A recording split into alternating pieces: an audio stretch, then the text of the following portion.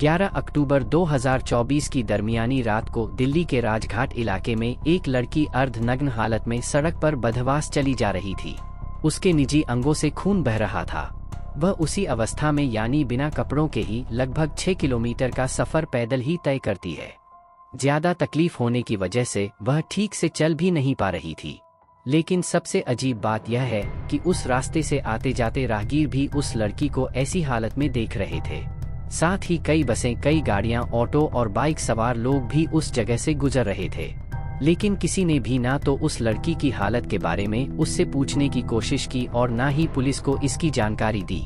वह लड़की पैदल ही गिरती पड़ती उसी अवस्था में चलती जा रही थी, पर कोई भी उसकी मदद के लिए आगे नहीं आ रहा था। लेकिन तभी वहां से गुजर रहे एक आर्मी ऑफिसर की नज़र उस लड़की पर पड़ती है। उस आर्मी ऑफिसर ने कॉल करके पुलिस को बताया कि सड़क किनारे एक महिला गंभीर रूप से घायल अवस्था में पड़ी है, जिसने लाल रंग का कुर्ता पहना हुआ है। उसके शरीर के निजी अंगों से बहुत ज्यादा खून बह रहा है। घटना की जानकारी मिलते ही पुलिस की एक टीम मौके पर पहुंचती है। वहां लाल कुर्ते में एक महिला मौजूद थी, जिसकी हालत को देखकर लग रहा था कि उसके साथ दरिंदगी और मारपीट की गई है। उस समय वह लड़की यह बताने की स्थिति में नहीं थी कि आखिर उसके साथ उस रात क्या हुआ था। लेकिन फिर भी उसके कुछ टूटे फूटे शब्दों से पुलिस ने अंदाजा लगा लिया था कि उसकी इस हालत के लिए कई लोग जिम्मेदार हैं। इसके बाद पुलिस ने लड़की को तुरंत हॉस्पिटल में भर्ती कराया।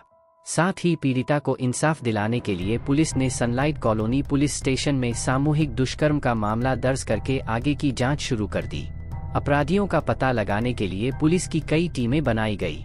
इसके बाद पुलिस उस लड़की से एक बार फिर पूछताछ करने की कोशिश करती है, लेकिन अब भी उस लड़की की मानसिक स्थिति ऐसी नहीं थी कि वह किसी को कुछ बता सके, क्योंकि वह लड़की पुलिस वालों को देखकर घबरा जाती थी और जोर जोर से रोने लगती थी।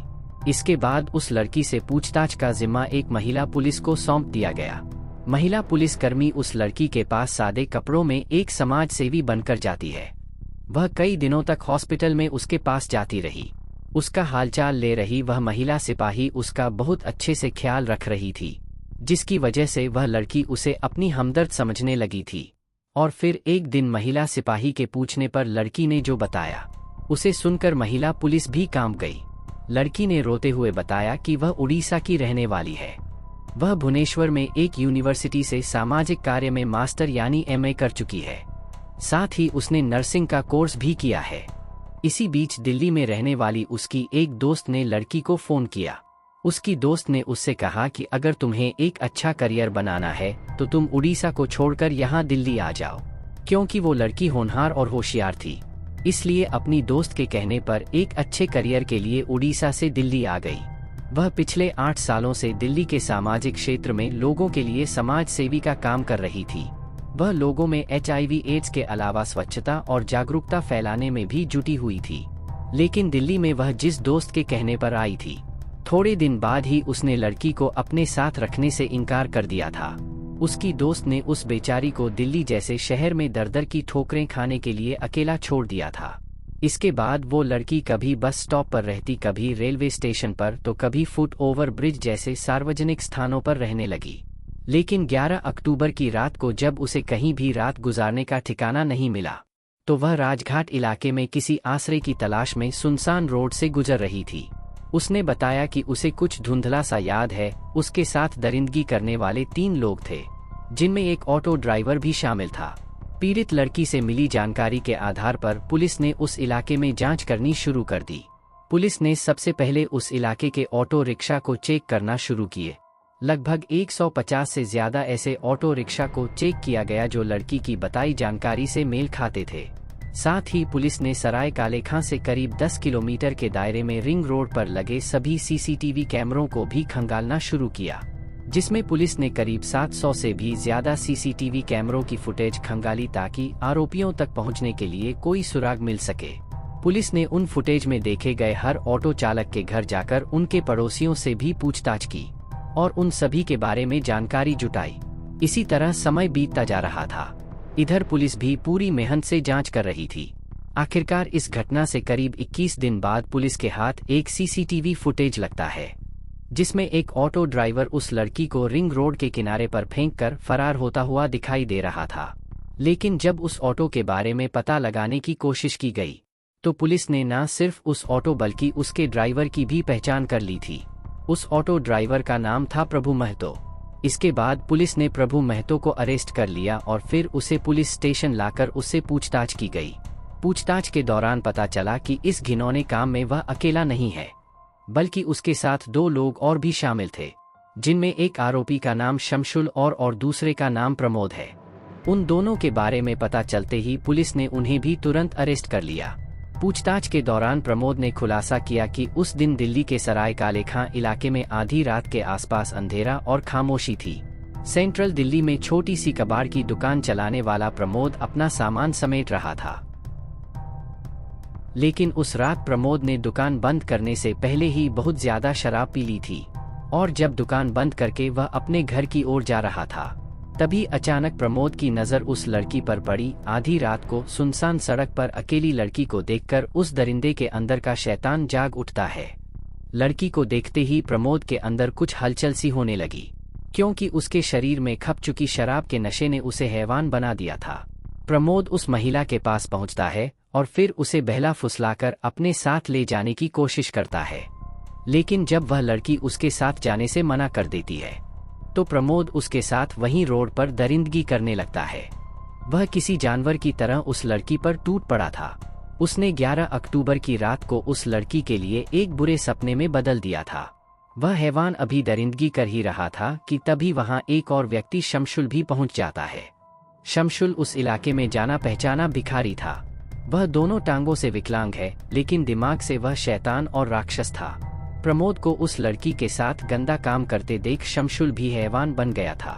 वह भी प्रमोद के साथ इस गंदे और घिनौने काम में शामिल हो गया और अब उन दोनों ने महिला की कमजोरी का फायदा उठाया। वह दोनों उसे खींचकर झाड़ियों में ले जाते हैं। वहां पर उन दोनों ने बारी बारी से उसके साथ बलात्कार किया। वह लड़की चीख रही थी, चिल्ला रही थी, लेकिन वहां उसकी चीख पुकार सुनने वाला कोई नहीं था।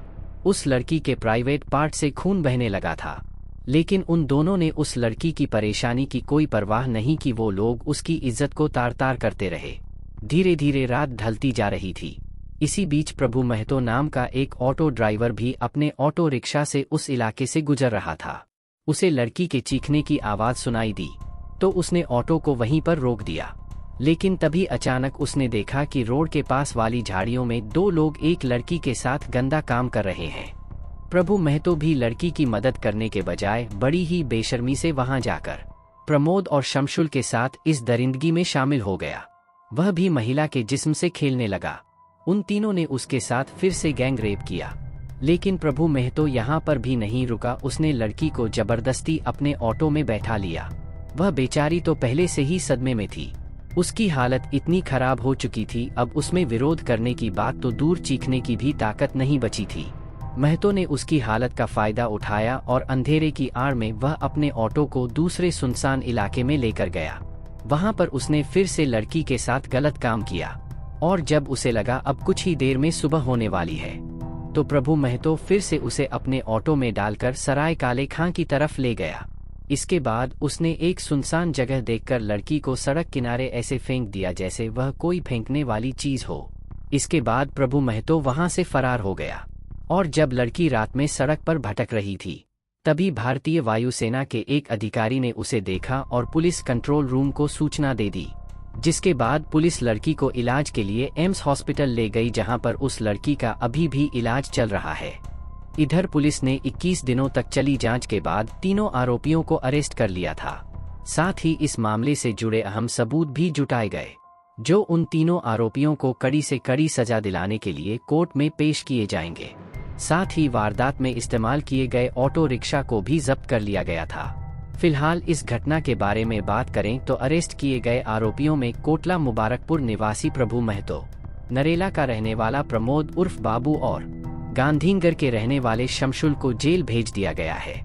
दोस्तों, इस घटना को सुनाने का उद्देश्य किसी का दिल दुखाना नहीं है, किसी को परेशान करना नहीं, बल्कि आपको जागरूक करना है, आपको सचेत करना है। दोस्तों, इस पूरी घटना के बारे में आपकी क्या राय है, कमेंट बॉक्स में जरूर बताएं। और अगर हमारी वीडियो पसंद आई हो तो इस वीडियो को लाइक करते हुए शेयर भी करें। अगर आपने अब तक चैनल को सब्सक्राइब नहीं किया है तो हमारे चैनल को सब्सक्राइब कर ले। धन्यवाद।